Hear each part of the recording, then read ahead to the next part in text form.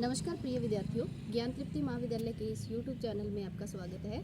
आज अपने BSc third semester का बॉटनी का टॉपिक पढ़ेंगे इनफ्लोरेसेंस। इनफ्लोरेसेंस अपने प्रैक्टिकल में भी आता है और थ्योरी में भी आता है, तो ये मोस्ट इम्पॉर्टेंट टॉपिक है। तो इसके बारे में अपने अभी फ्लावर के सारे पार्ट के बारे में जानकारी देंगे। जैसे मान लो ये एक फ्लावर है, फ्लावर के अंदर बहुत सारे पार्ट होते हैं अलग अलग। जैसे अपने अलग करके मैं आपको दिखाती हूँ इस तरीके से।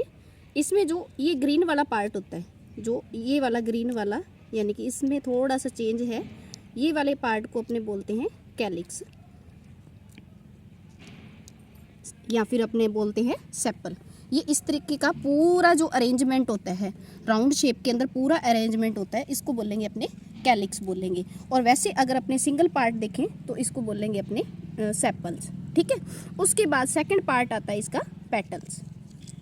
ये वाला भाग जो है इसका पेटल्स होगा। पेटल्स यानी कि मान लो अगर इसका पूरी कवरिंग है, मान लो राउंड शेप के अंदर कवरिंग है, तो उसको अपने बोलेंगे करोला। करोला रंगीन पार्ट होता है। इसके अंदर स्टीमैन और आपका ओवरी अरेंज रहते हैं। ठीक है। तो देखो इस तरीके से ये राउंड शेप के अंदर, इसके अंदर क्या पाए जा रहे हैं, स्टीमैन पाए जा रहे हैं और इसके अंदर ओवरी पाई जा रही है। ओवरी के अंदर जैसे आपको मैं अलग करके दिखाती हूँ डिटेल से, इस तरीके से देखो ये ओवरी है।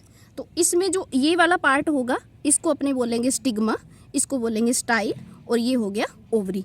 तो ये तीनों पार्ट स्टिग्मा, स्टाइल और ओवरी मिलके क्या बनाते हैं, फीमेल रिप्रोडक्टिव पार्ट का निर्माण करते हैं।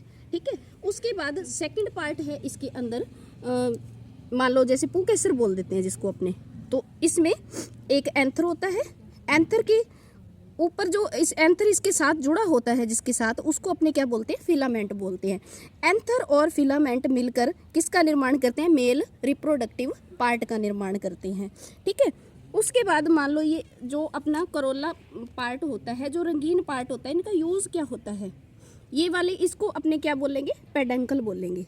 जो जिस बेस से जुड़ी होती है, जहाँ पे ओवरी जुड़ी होती है, तो इस जो डंठल नुमा स्ट्रक्चर है इसको अपने क्या बोलेंगे, पेडंकल बोलेंगे। पेडंकल के ऊपर ओवरी जुड़ी होती है और साथ में इनके चारों तरफ कवर रहता है, जो एंथर और फिलामेंट पाए जाते हैं, और इसको चारों तरफ से घेरा होता है, वो कैलिक्स और कोरोला ने घेरा होता है।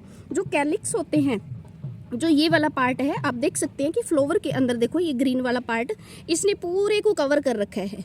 तो ये पेटल को अलग अलग बिखरने नहीं देता, अलग अलग स्ट्रक्चर के अंदर दूर दूर नहीं होने देता, ये पास पास में इनको कवर करके रखता है। दूसरा, इसके अंदर जो इसका जो पेटल वाला पार्ट है, जिसको अपने रंगीन पार्ट को कोरोला बोल देते हैं, कोरोला के अंदर देखो इसके अंदर वाले पार्ट में ये अरेंज हो रखे हैं, स्टीमैन और जो ओवरी है ये अरेंज हुए हैं, तो ये इनको सुरक्षा प्रदान करता है। और प्लस इसके अंदर जो इंसेक्ट वगैरह होते हैं, जो लीफ के ऊपर बैठते हैं, पेटल्स के ऊपर बैठेंगे, तो ये क्या करेंगे, पोलन ग्रेन अपने पैरों से चिपका कर इसके अंदर छोड़ देंगे लाके।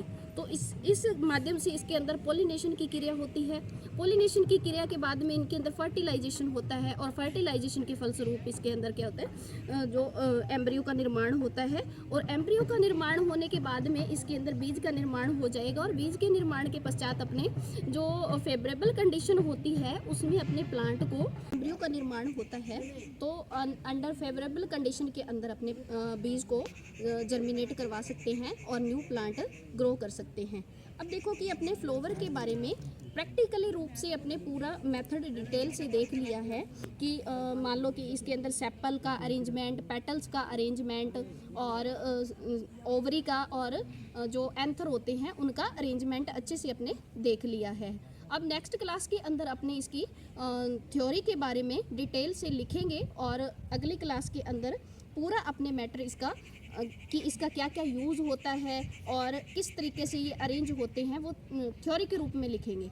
तो अब अपने पूरा डिटेल से इसके बारे में देख लिया है, तो मिलते हैं नेक्स्ट क्लास के अंदर। अगर आपको वीडियो अच्छी लगी हो तो लाइक और शेयर ज़रूर करें। Thank you.